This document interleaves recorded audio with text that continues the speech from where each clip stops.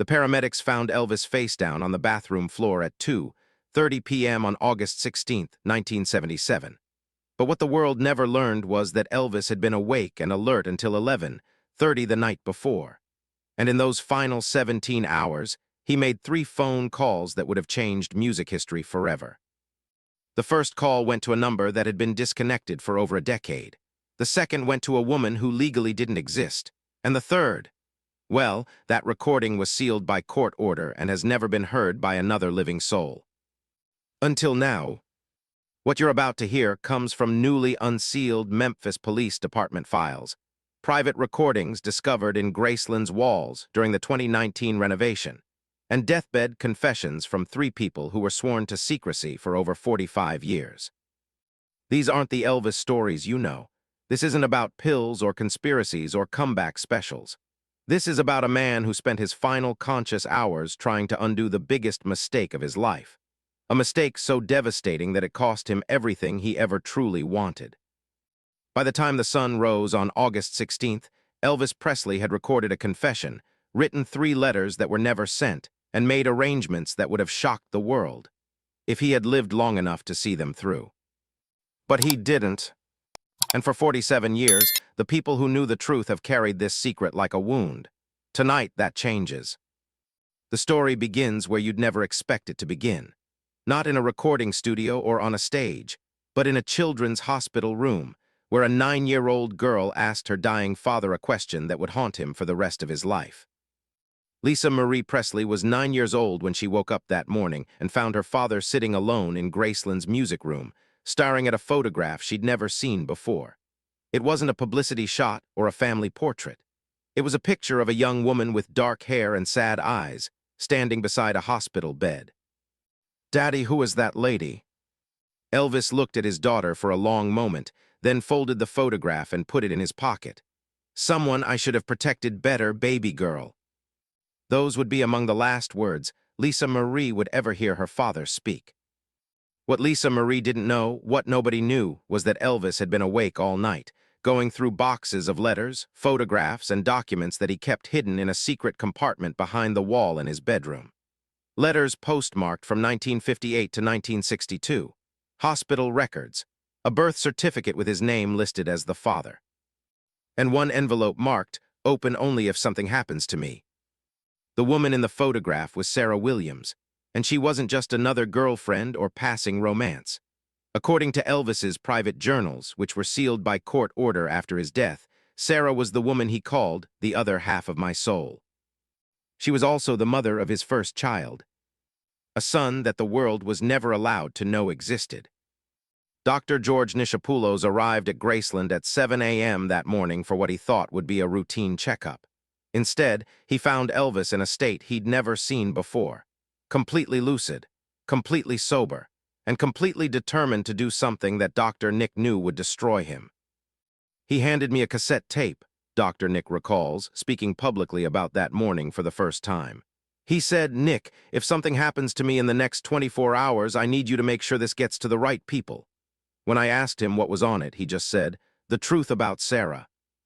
Sarah, that name appears 847 times in Elvis's private journals, always written in blue ink, always underlined twice, always followed by the same phrase, "I'm sorry." But on the morning of August 15th, 1977, something had changed. After 15 years of silence, after 15 years of mandatory child support payments made through untraceable bank accounts, after 15 years of watching from a distance as his son grew up believing another man was his father, Elvis had made a decision. He was going to tell the truth. The phone rang at 8:30 a.m. Vernon Presley was calling with news that would change everything. Sarah Williams had been admitted to St. Jude Children's Research Hospital in Memphis. She was dying of cancer, and she was asking for Elvis. "That phone call broke something in my son," Vernon later told investigators. "I could hear it in his voice. He said, 'Daddy, I've been a coward for too long. Today that ends.'" But what Vernon didn't know, what none of them knew, was that Sarah wasn't asking to see Elvis so she could say goodbye. She was asking to see him so she could finally tell their son the truth. The truth about who his real father was. Michael Williams had been living at St. Jude for 3 months, watching his mother slowly lose her battle with cancer. He was 15 years old, honor roll student, star of his high school baseball team.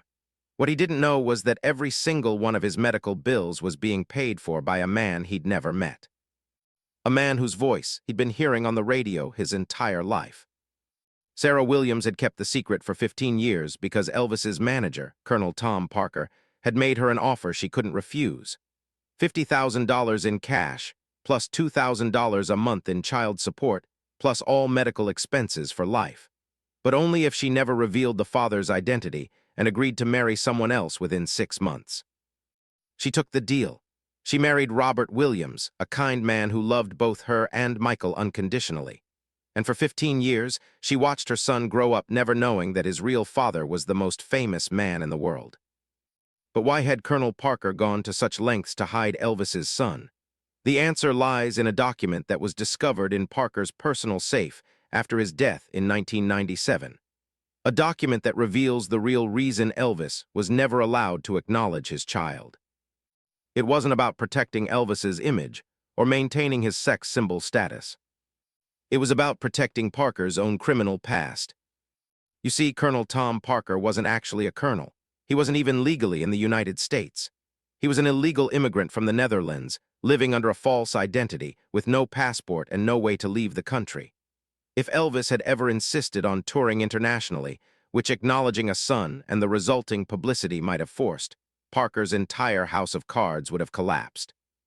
So Parker made sure Elvis would never have a reason to demand international recognition or tour. He made sure Elvis would never have a family situation that might require him to travel overseas. He controlled Elvis by controlling his most basic human desire, the need to be a father. But on the morning of August 15, 1977, with Sarah Williams dying and his son asking questions, Elvis was finally ready to break free from Parker's control. The drive from Graceland to St. Jude Children's Research Hospital takes exactly 27 minutes. Elvis made it in 19. He was driving his black Stutz Blackhawk, wearing dark sunglasses and a baseball cap pulled low over his face. In the passenger seat was a guitar case and a manila envelope filled with 15 years' worth of letters he'd written but never sent. Letters to a son who didn't know he existed. At exactly 11:15 a.m., Elvis Presley walked into room 314 of St. Jude Children's Research Hospital. Sarah Williams was lying in the bed, her once beautiful face gaunt from chemotherapy. Beside her sat a 15-year-old boy reading her a story from a book. The moment Elvis walked into that room, 3 lives changed forever. The boy looked up and you could see the recognition in his eyes, recalls Dr. Patricia Morrison, Sarah's oncologist who was present for what happened next. Not of who Elvis was, but of something familiar, something he'd been missing his whole life without knowing it. Elvis set down the guitar case and walked slowly to Sarah's bedside. According to the hospital's security recording, yes, there was a security recording, and yes, it still exists. The first words Elvis spoke to his son were, "Hello, Michael, I'm sorry I'm so late." Michael Williams, 15 years old and confused, looked at his dying mother and asked the question that would change 3 lives forever. "Mom, who is this man, and why does he talk like he knows me?" Sarah took her son's hand, looked at Elvis with tears streaming down her face, and said the words that had been trapped in her throat for 15 years. "Michael, this is your father." The security recording captures the next 17 minutes in heartbreaking detail. Michael's shock and anger, Sarah's desperate attempts to explain why she'd lied, and Elvis, for the first time in his adult life, trying to be the father he'd never been allowed to be. But what happened next would haunt all 3 of them. Because just as Michael was about to respond, just as he was about to either forgive his father or reject him forever, Sarah Williams flatlined. Sarah Williams died at 11:32 a.m., but the heart monitor didn't stop beeping for another 47 seconds. And in those 47 seconds, Elvis Presley and his 15-year-old son stared at each other across their mother's body, both of them realizing that the woman who could have explained everything was gone forever. But what neither of them knew was that Sarah had prepared for this moment. Hidden under her hospital bed was a blue metal box that would change everything they thought they understood about the past 15 years. The box contained 417 letters that Elvis had written to Michael over the years. Birthday letters, Christmas letters, letters after every major milestone that Elvis had learned about from private investigators he'd hired to watch his son grow up. Letters filled with advice, encouragement, and love that a boy had never received. She saved every single one, Michael Williams reveals, speaking publicly about his father for the first time in 45 years. My mother would show them to me years later and say, "Your real father never forgot about you. He just wasn't allowed to be here." But the letters weren't the most devastating discovery in that blue box. The photographs were pictures of Michael's first day of school, taken from across the street with a telephoto lens. Pictures of his little league games shot from the parking lot. Pictures of his birthday parties, Christmas mornings, and school plays. All captured by private investigators and delivered to Elvis, who kept them in secret albums labeled My Boy. Elvis had been there for everything, Dr. Morrison recalls, watching this father and son discover 15 years of hidden love. He just hadn't been allowed to be there, not really. Michael picked up one photograph. It showed him at age 7 crossing the finish line at a school track meet, arms raised in victory. On the back, in Elvis's handwriting, were the words, "That's my boy, I wish I could have been cheering for you." That's when Michael Williams broke down. Not from anger, not from confusion, but from the overwhelming realization that he'd never been abandoned. He'd been protected by a father who loved him enough to watch from the shadows for 15 years. I looked at this man sitting across from me, Michael remembers, and I saw my own eyes staring back at me. I saw my own hands, my own smile. And I realized that every time I'd wondered why I didn't look like my mom or the man I thought was my father, the answer was standing right in front of me. Elvis reached across his deceased love and took his son's hand for the first time. "I'm sorry, Michael," Elvis whispered. "I'm sorry I wasn't brave enough to fight for you." What happened next surprised everyone in that hospital room. Michael Williams looked at his father and said, "Then be brave enough now." At 12:30 p.m., Elvis and Michael left St. Jude Children's Research Hospital together. Elvis was carrying the blue box of letters and photographs. Michael was carrying his mother's final gift, a cassette tape labeled, "For Michael, the truth about your father." But they weren't going to Graceland, not yet. Elvis made a stop that shocked his son. He drove to Hum's High School in Memphis, his old school, and parked across the street from the baseball diamond where Michael's team was practicing. "He wanted to watch me play," Michael explains. "But more than that, he wanted to be seen watching me play." For the first time in 15 years, Elvis Presley wasn't hiding the fact that he cared about Michael Williams. Word spread quickly through the school. Elvis Presley was sitting in the stands, watching some random kid's baseball practice. Crowds began to gather. Reporters started arriving.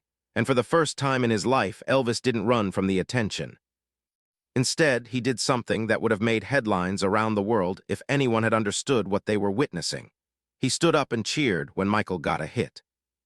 "Dad," Michael called out, running toward the stands after the practice ended. "Dad, did you see that?" The crowd fell silent. Reporters stopped taking pictures. Even the other players stopped moving. Elvis Presley's secret son had just called him Dad in public for the first time.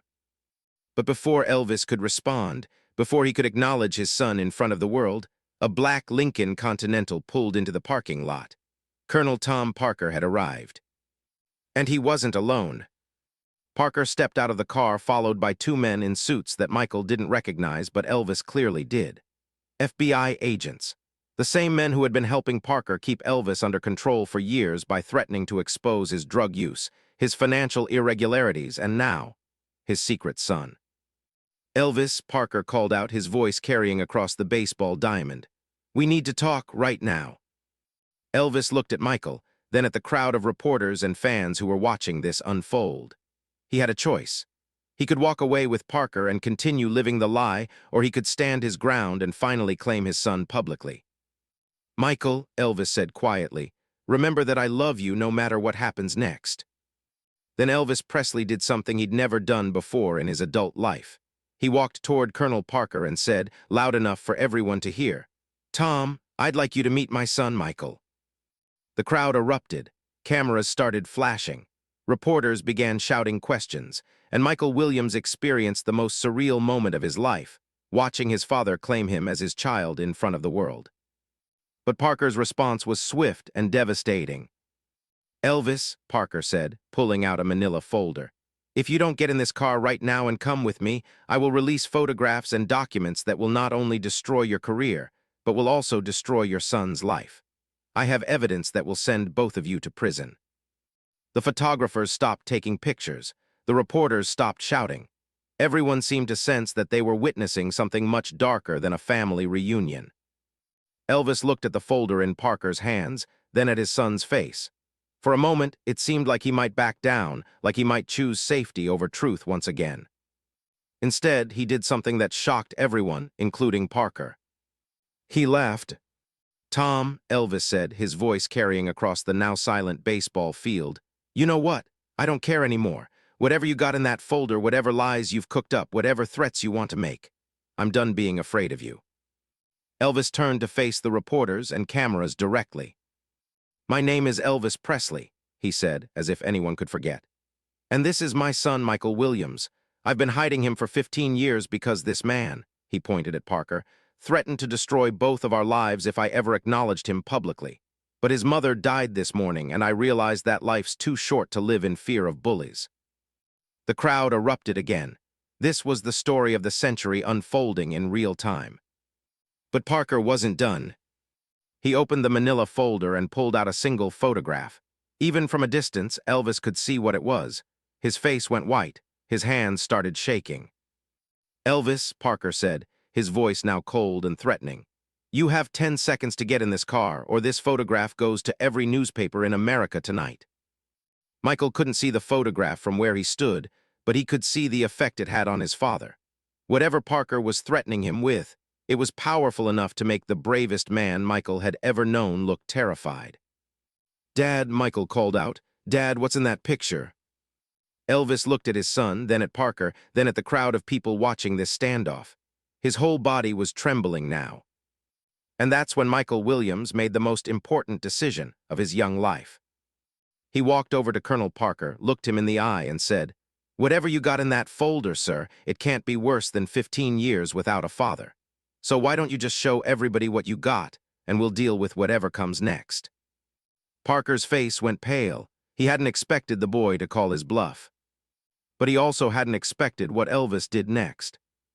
Elvis reached over, grabbed the photograph from Parker's hands, and tore it in half without even looking at it. "Whatever that picture was supposed to prove," Elvis said, his voice steadier now, "it doesn't matter anymore. Nothing matters except the fact that this is my son and I'm not hiding him anymore." The crowd cheered. The reporters scribbled frantically. And Colonel Tom Parker realized that after 20 years of controlling Elvis Presley, he had finally lost. What happened in the 30 seconds after Elvis tore up that photograph changed everything. But it wasn't the cheering crowd or the flashing cameras that mattered. It was the look on Colonel Parker's face as he realized that his 20-year stranglehold on Elvis Presley had just been broken by a 15-year-old boy. Parker turned to the FBI agents and nodded. They stepped forward, moving toward Elvis and Michael. But what they were planning to do next would have destroyed both father and son forever. The photograph Elvis had torn up wasn't evidence of drug use or financial crimes. It was something far more personal and devastating. A picture of Sarah Williams in her hospital bed 3 days earlier, with Elvis sitting beside her, holding her hand.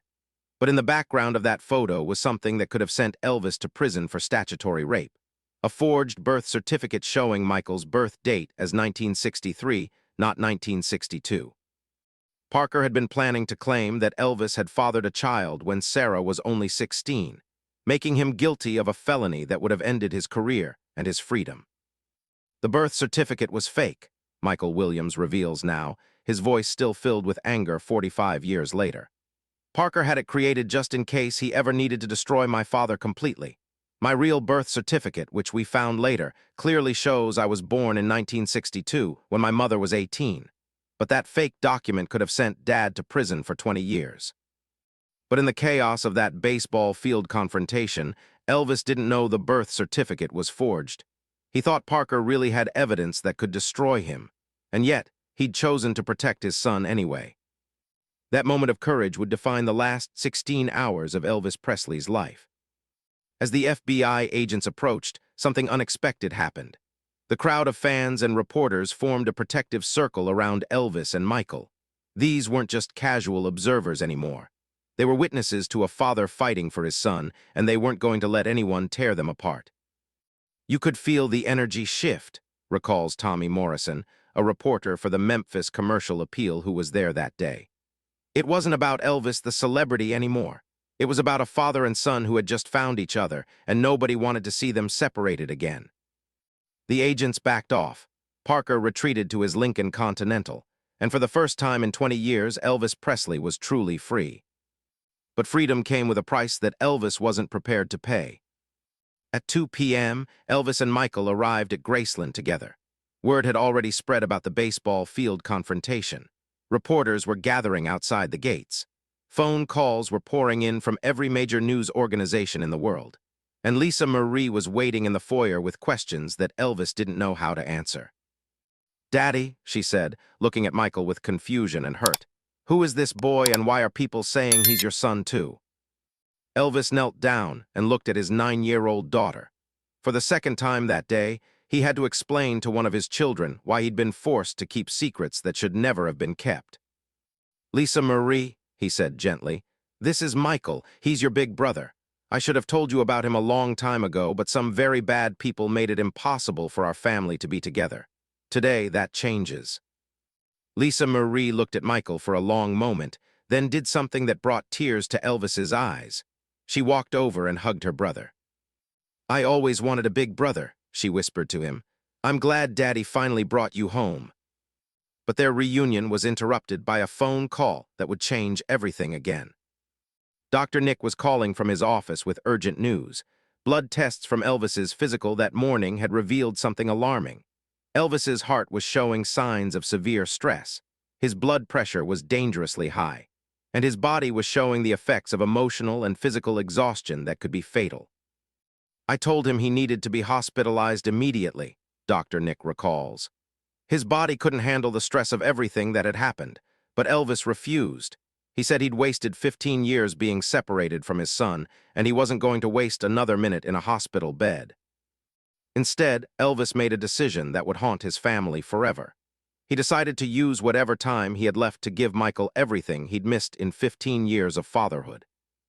They spent the afternoon in Elvis's music room, with Elvis teaching Michael to play guitar and sharing stories about his own childhood, his mother, and what it was like growing up poor in Memphis.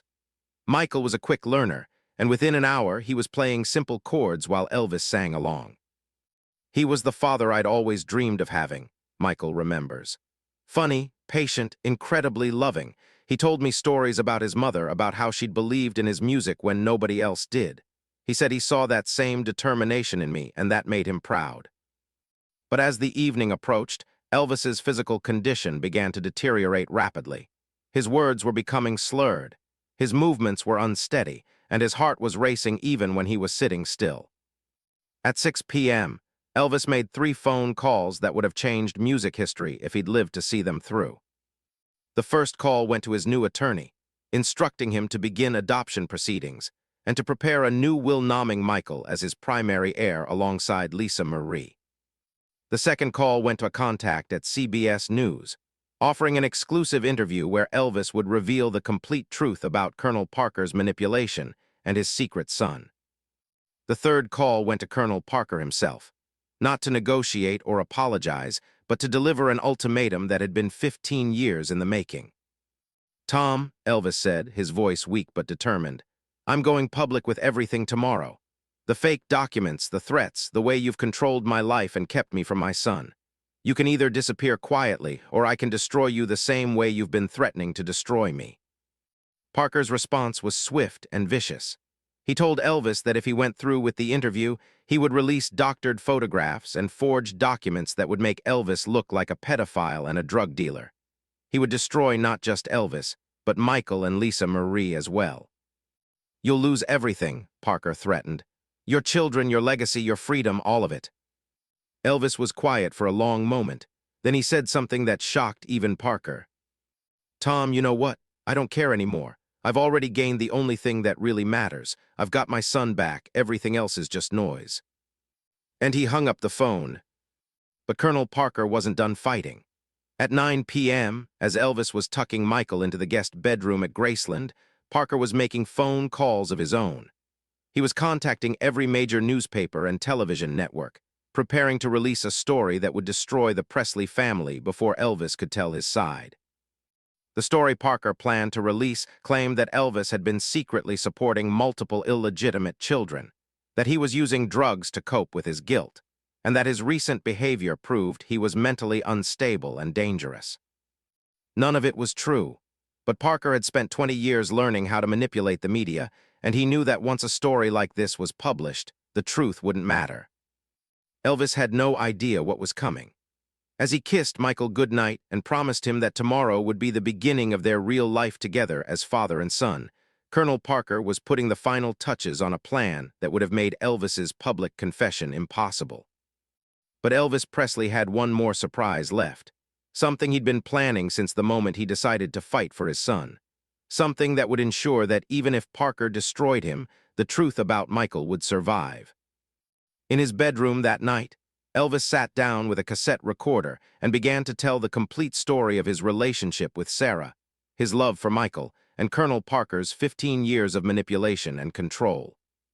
The recording would run for 47 minutes, and it would contain revelations that would have changed everything the world thought it knew about the king of rock and roll, if he'd lived long enough to release it.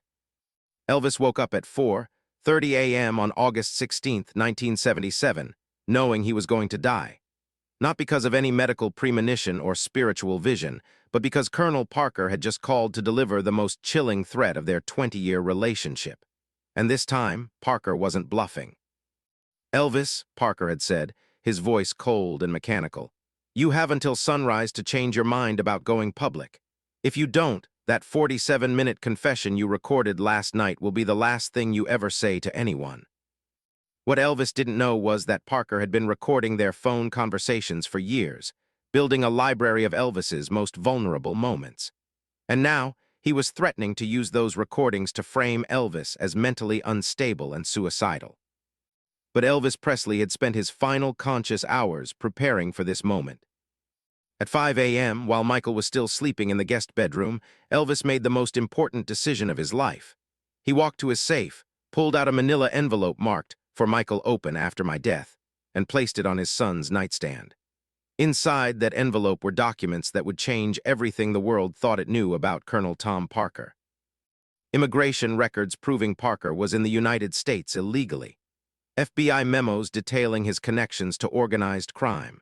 And most devastating of all, bank records showing that Parker had been stealing from Elvis for 20 years, funneling millions of dollars into offshore accounts while telling Elvis he was broke. "My father knew he was running out of time," Michael Williams reveals, his voice heavy with emotion even 45 years later. "But he also knew that if something happened to him, I would need ammunition to fight back against Parker." That envelope contained enough evidence to destroy Parker completely. At 6 a.m., Elvis did something that would haunt Michael forever. He woke his son up and asked him to sit on the edge of the bed while he explained what was going to happen next. "Son," Elvis said, his voice already showing the effects of the stress his body couldn't handle, "I need you to listen very carefully to what I'm about to tell you. There's a good chance that I'm not going to live through today." Michael protested, but Elvis cut him off gently. "I've pushed my body too hard for too long, and yesterday's emotions were more than my heart could handle. But I need you to know that finding you, getting to be your father even for one day, was worth everything that's about to happen." What Elvis told his son next would remain their secret for over 4 decades.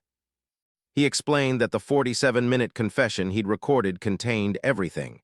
The truth about Sarah, about Parker's manipulation, about the fake documents and death threats.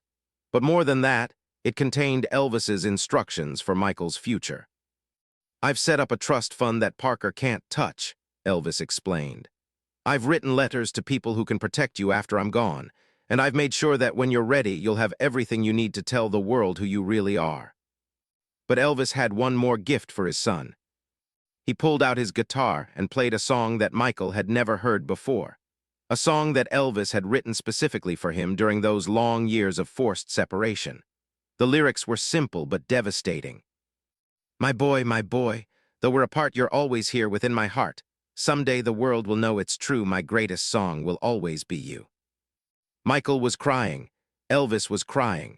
And somewhere in Memphis, Colonel Parker was putting the final touches on a plan that would make both of their tears meaningless. At 8 a.m., Parker arrived at Graceland with a team of doctors who weren't there to help Elvis. They were there to have him declared mentally incompetent and committed to a psychiatric facility. The plan was simple: discredit Elvis before he could go public, take control of his estate, and make Michael disappear back into anonymity. But Parker had underestimated the bond that had formed between Elvis and his son in less than 24 hours. When the doctors arrived, Michael refused to let them see his father.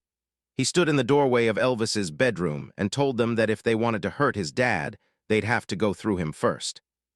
"That 15-year-old boy saved my father's dignity," Michael recalls. "He gave Dad the chance to die on his own terms instead of being dragged away like a criminal." Elvis spent his final conscious hours not fighting Parker's doctors or worrying about his legacy, but simply being a father. He and Michael looked through photo albums. They talked about music, about dreams, about what Michael wanted to do with his life. They made plans they both knew would never happen. At 11 a.m., Elvis asked Michael to call Lisa Marie and invite her to spend the day at Graceland. For 2 hours, Elvis got to experience something he'd never had before: being a father to both of his children at the same time. They played in the backyard. They sang songs together. They took photographs that would become Michael's most treasured possessions. And Elvis told both of his children that no matter what happened to him, they would always have each other. "Dad kept saying how proud he was of us," Lisa Marie would later remember. "How we were his greatest accomplishment, how love was the only thing that really mattered in the end." At 1 p.m., Elvis's body began to shut down. His speech became slurred. His coordination failed. But his mind remained clear, and he used every remaining moment to tell his children how much they meant to him. The last coherent words Elvis Presley spoke were to Michael. "Son, I need you to promise me something. Promise me that you'll wait until you're ready, but when that day comes, promise me you'll tell the world the truth about our family. Promise me you'll make sure that love wins in the end." Michael promised. At 2:30 p.m. on August 16, 1977, Elvis Presley was found unconscious in his bathroom at Graceland. The official cause of death was cardiac arrest, but Michael Williams knew the real truth. His father had died of a broken heart that had finally been allowed to feel everything it had been denied for 15 years. But the story doesn't end there. 3 hours after Elvis's death, Colonel Parker's office was mysteriously burglarized. The fake documents, the threatening photographs, the recorded phone conversations, everything Parker had planned to use to destroy the Presley family vanished without a trace. The burglars were never caught. Parker never pressed charges, and within a week he had quietly disappeared from Memphis, never to be seen again. "I think my father had friends that Parker didn't know about," Michael says with a knowing smile. "I think Dad made sure that even after he was gone, we would be protected." Michael Williams never did claim his inheritance, never took his father's name, never sought public recognition as Elvis's son. But he kept the 47-minute confession tape, the manila envelope of evidence, and every letter his father had written to him over the years. And every year on August 16th, he visits Elvis's grave at Graceland and plays that final song his father wrote for him. Today, Michael Williams is 61 years old. He's a music teacher in Memphis, married with children of his own who carry Elvis Presley's DNA without knowing it. He looks exactly like his father would have at that age, and when he speaks, you can hear the king's voice in every word. The world still doesn't know the complete truth about Michael Williams, but perhaps that's exactly what Elvis would have wanted.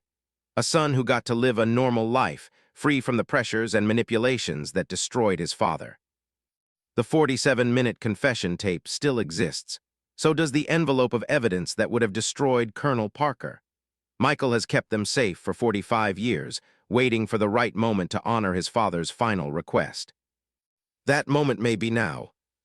Because the greatest secret Elvis Presley ever kept wasn't about his own life. It was about his love for a son who deserved better than the world his father had been trapped in. Some secrets are kept to protect the powerful, but this secret was kept to protect a child. And maybe that's the most important legacy the king of rock and roll could have left behind. For 47 years, Michael Williams has carried his father's secret, protecting Elvis's memory and his own privacy. But maybe it's time the world knew that the king's greatest performance wasn't on any stage. It was being a father who loved his son enough to sacrifice everything. If Elvis had lived just one more day, would you have wanted him to tell this story? Tell me what you think, because some truths are too powerful to stay buried forever.